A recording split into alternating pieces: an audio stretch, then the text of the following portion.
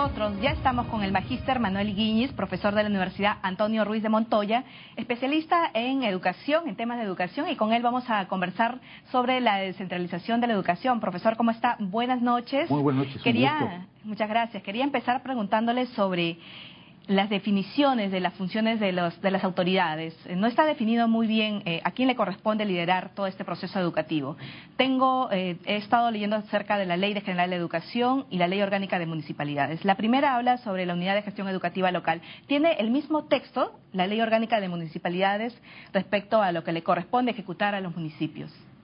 Efectivamente es un punto muy importante, porque la Ley General de Educación no le da funciones a los municipios, se las da a la UGEL, que es parte de la región, del gobierno regional, pero la Ley de Municipalidades, a diferencia de la Ley General de Educación, le da funciones a los municipios.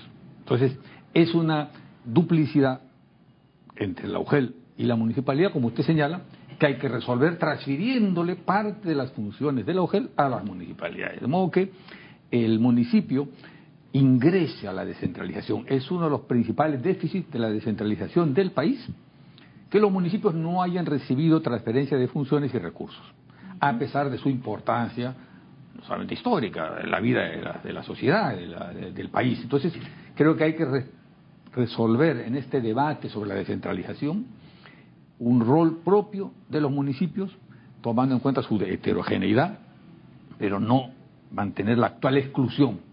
¿Por qué no lo han hecho? Porque la primera gestión de Luis Castañeda no lo hizo, y la gestión de la señora Susana Villarán firmó hasta un acuerdo entre la municipalidad en el ámbito regional, y las autoridades. Ese es el ámbito regional.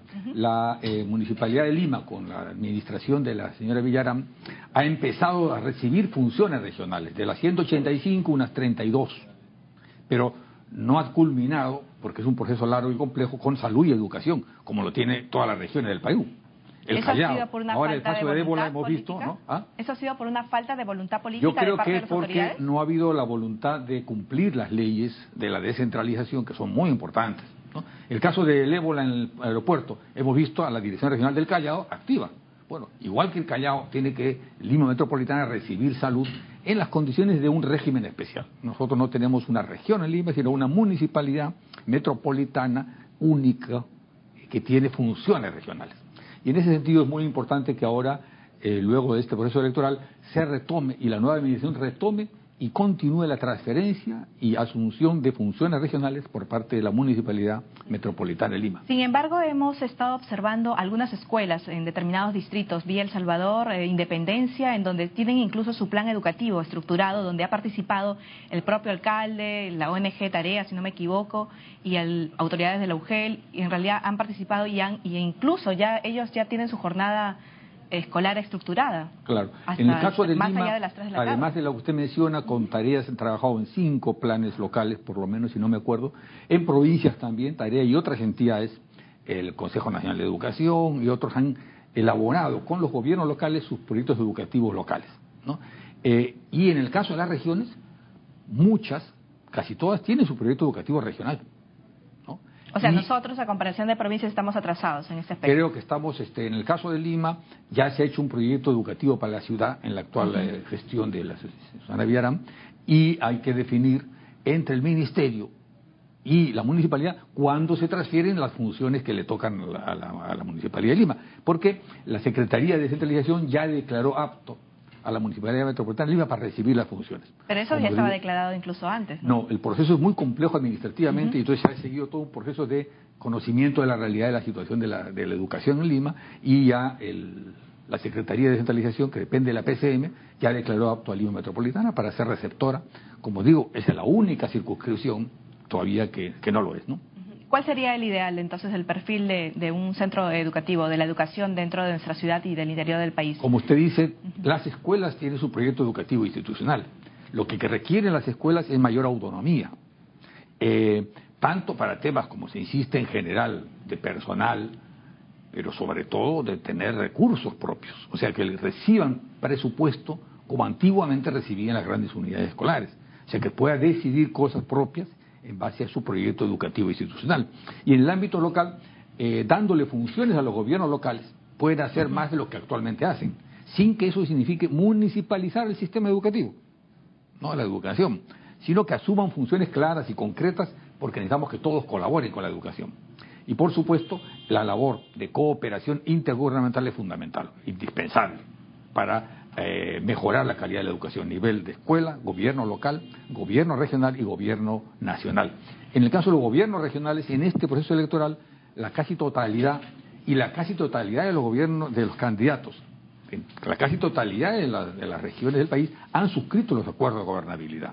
Firmado antes de las elecciones. Así incluso, es, que implica políticas intersectoriales. O sea, los acuerdos de gobernabilidad tratan de educación, salud, aspectos económicos. Y en el caso educativo, el caso de Madre de Dios, donde acabo de estar yo, ha acordado no solamente objetivos en logro de aprendizaje, sino también que se implemente su plan quinquenal, su plan de mediano plazo. En el caso de Arequipa, han hablado de logro de aprendizaje y algunas medidas de participación social. La que tiene más amplitud es el caso de Ayacucho, donde los partidos han suscrito un acuerdo de gobernabilidad muy amplio en objetivos sociales, económicos, y el caso de educación también se incluye. Lo importante ahí es la intersectorialidad. O sea que sabemos que educación y salud requieren de vivienda, requieren de economía, requieren de los otros sectores. ¿Qué región en nuestro país es el que está más avanzado, mayor organizado para poder llevar a cabo esta descentralización de la educación? Bueno, o los que ya están llevando de repente. Sí, se ha hablado sobre todo de San Martín, que elaboró propuestas sobre todo para la escuela rural, ¿no? La escuela incompleta rural es uno de los temas claves de la educación, y frente a la cual las UGEL tienen que transformarse para poder adecuarse a la diversidad, ¿no? Y en ese sentido hay una propuesta del gobierno de reforma en las UGEL, ¿no? Empezando por 70. Eso es fundamental, porque a medida que uno se acerca a la realidad de la escuela, la realidad es distinta. Claro, la realidad es diferente. Yo tengo experiencia porque he estudiado en un colegio estatal y realmente me daba mucha pena por la poca fiscalización que había de parte de las UGELes a las escuelas públicas. Los profesores hacían prácticamente lo que querían. Yo he estudiado en Lima. En Lima una UGEL puede tener más de 1000 escuelas, lo cual es imposible como acompañamiento por parte de la UGEL, sobre todo en los aspectos pedagógicos, no es posible. Mientras que tienes UGELes que atienden una población dispersa en la selva. Entonces, la organización tiene que tener especificidades y diferencias muy notorias en un país tan diverso como nuestro. Y eso es una de las cosas que está en proceso ahora. ¿Cómo hacemos entonces para poder fiscalizar a los maestros? Ahora se viene la jornada escolar completa. Bueno, es una reforma muy importante, muy importante. Necesitamos conocer más la propuesta. Sabemos por medios periodísticos, básicamente, cuáles son, ha salido la lista, pero es una reforma que estaba esperando 60 años, porque hace 60 años, ¿qué decidimos? Ampliar la cobertura. Para eso, reducir la cantidad de horas por escuela. Entonces ya no era la jornada de mañana y tarde, como era, y seguía en muchas escuelas privadas, sino era la jornada corta, que implicaba que a los maestros se le pagaba menos y que uno tenía hora cronológica y hora pedagógica. Se reducía el tiempo pedagógico. Entonces, recién se está planteando una decisión de 1000 escuelas secundarias. Yo creo que hay que pensar en que también tiene que ser con la primaria, porque ahí es donde estamos encontrando las enormes dificultades y desigualdades que hay. Las raíces. Claro. Y entonces que la secundaria reciba personas mejor formadas para que no tenga que hacer una labor supletoria. Entonces, yo creo no que con la doble jornada, sino solo con una jornada en la secundaria. Yo creo que hay que empezar con las escuelas que más requerimiento social tienen, más necesidades tienen, pero ambas tienen que tener jornada escolar completa. Ya varios países, no la mayoría en América Latina, han restablecido la jornada escolar completa.